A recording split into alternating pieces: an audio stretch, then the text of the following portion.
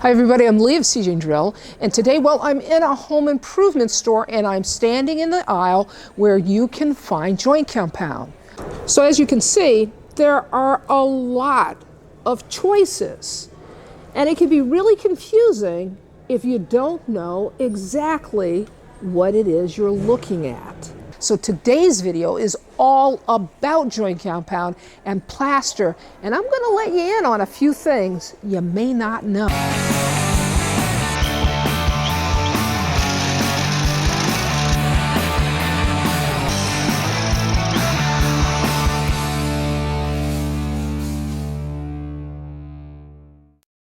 So here's the thing, there's a lot of confusion about joint compound, right?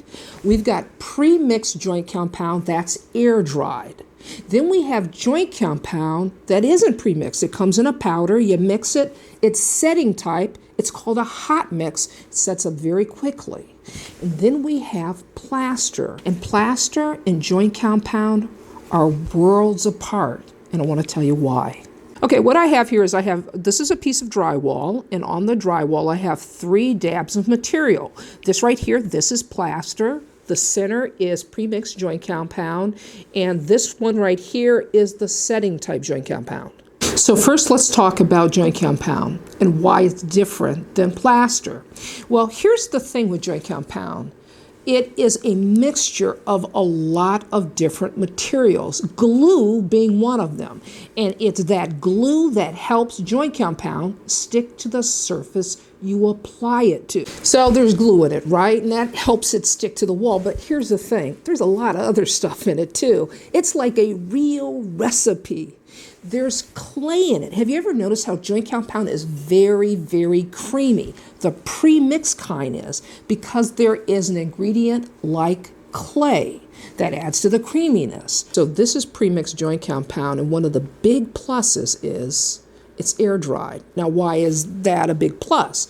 Well, it gives you the time that you need to do the job, and it doesn't matter how large the project is. If you're doing an entire wall or ceiling or a whole room, guess what? You're not racing against the clock with pre-mixed joint compound. Now, there are other things that are big benefits with pre-mixed, and what they are is it sands really easily.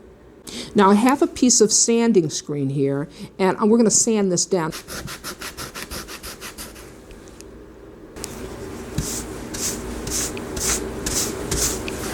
Notice I knocked those ridges down, and it was effortless.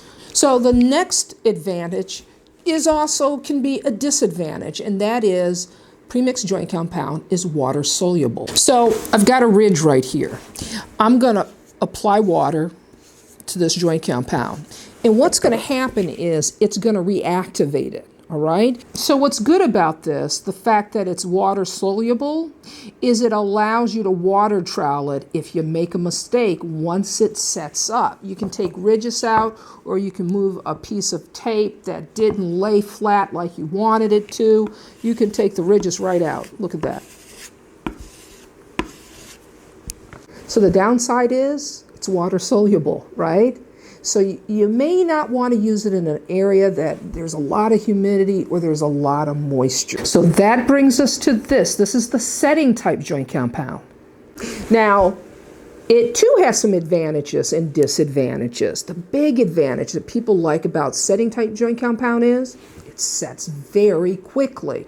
So if you're working on a small job, you can finish it quickly. Whereas if you're using air-dried joint compound, it takes hours and hours and sometimes overnight to dry. A setting type joint compound tends to be a little more moisture resistant. So if you're gonna tape a bathroom, this is the product that you wanna use. Now the downside is that it doesn't sand as well as the pre-mixed. It's sandable, but it isn't effortless. Now let me show you how it sands.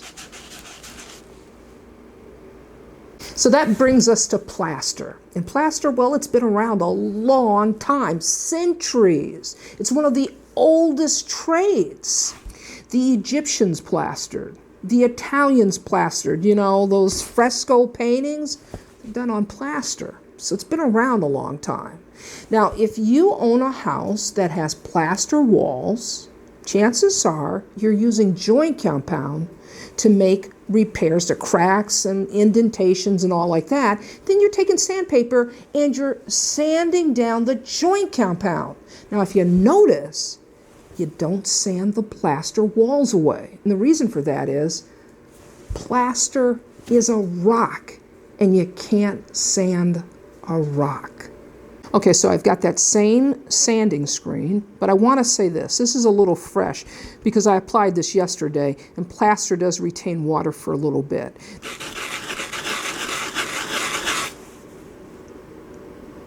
Notice how there's nothing clogging the pores. So plaster sticks to a surface for a few reasons. Number one, suction.